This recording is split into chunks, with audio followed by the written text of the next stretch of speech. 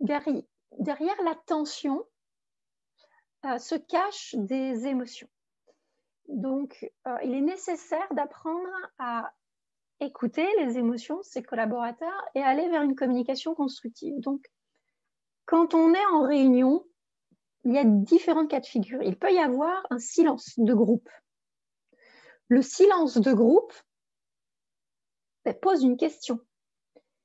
Alors, pour pouvoir interpréter ce silence, eh bien, observer les expressions.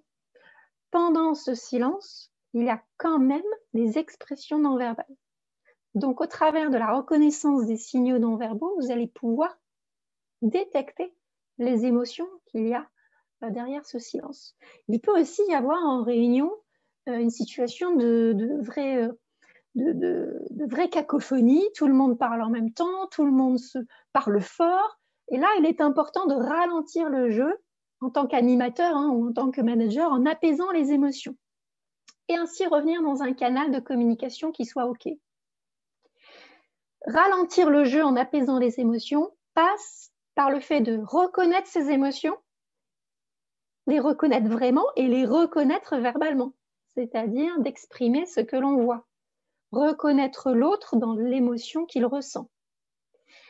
L'attention, on revient bien la tension, c'est plutôt de la nervosité.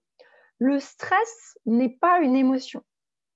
Le stress, c'est la perte de sa capacité à agir. C'est une incapacité à gérer son équilibre émotionnel. Le stress, en fait, c'est un déséquilibre entre la perception de ses propres ressources et les contraintes de son travail ou de la situation. Nous ne nous sentons pas capables ou nous pensons ne pas avoir les ressources pour adresser la situation. Cela nous génère un stress. Donc, ça peut être, par exemple, de la peur. Si je stresse, c'est que j'ai peur de ne pas pouvoir répondre à une situation. Ou alors, ça peut être un manque de cadre.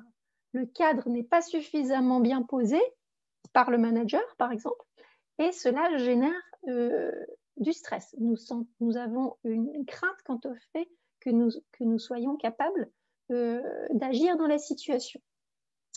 Une personne, en fait, peut être tendue et inquiète. Ça, c'est l'émotion de la peur. Une personne peut être stressée et déçue. On est dans l'émotion de tristesse. Une personne peut être en tension et frustrée. On est dans l'émotion de colère. Une personne peut être nerveuse et condescendante. Donc là, on est dans l'émotion du mépris. Quelqu'un qui fait, par exemple, systématiquement preuve d'obstruction en réunion, qui dit « on perd notre temps, c'est inutile d'en parler, ça ne sert à rien », il est vraiment nécessaire de faciliter l'expression du besoin de la personne en se connectant à ses émotions. Si elle présente, en plus de ce qu'elle dit, des signaux émotionnels de mépris, par exemple, vous pouvez entrer en interaction avec le besoin qui se cache derrière l'émotion de mépris. Donc, nous allons voir aujourd'hui comment reconnaître sur le visage les émotions, notamment d'attaque, que sont la colère et le mépris. Parce que quand on est en réunion et qu'il y a de la tension, ces émotions sont souvent présentes. Alors évidemment, si quelqu'un est extrêmement furieux, ça va se voir. Mais il peut, bien souvent, ici, là, on parle de la capacité à détecter les signaux faibles. Des personnes qui sont frustrées, qui sont en colère, mais qui ne le disent pas, qui veulent peut-être même contenir ou réprimer cette colère.